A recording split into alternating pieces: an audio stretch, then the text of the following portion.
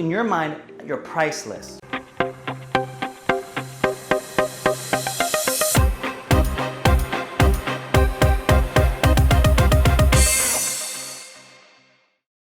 As a creative, they value themselves very high for what I'm valued, what am I worth. And what happens is when nobody knows what you're worth, you don't have a value. Right? So in your mind, you're priceless, which you are, but to everybody else, you are priceless. I can't value you, so you're asking for $100 an hour. How do I know you're worth that?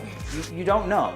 So what happens as a creative, you got two options. One, do really cheap work, meaning not quality-wise, but like do it for a cheap price, so people can see what you can provide. Key is you're providing that discounted work to someone that has high value for what you're offering. So what does that mean? Say you are providing photography pictures for people's weddings. If you're doing it for people that have a very small budget and they don't have any friends that have a larger budget than them for their wedding, you might offer it at a discount, but then all of their friends are also gonna have low budget, so you're never gonna pierce out of that low budget realm because all of the clients and prospective clients you have are all gonna be low budget. Now, you could do it at a discount for someone that has a low budget, but they have all these friends that are higher budget, so they can refer you to higher budget people later.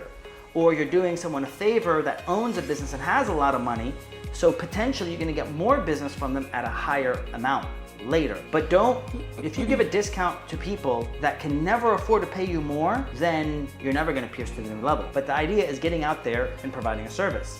Another option, which I think is a better option, is for you to do work for someone or a company that is established and has a good budget for free. Do stuff for free. Then people are gonna see how good your work is and make sure your free work is amazing.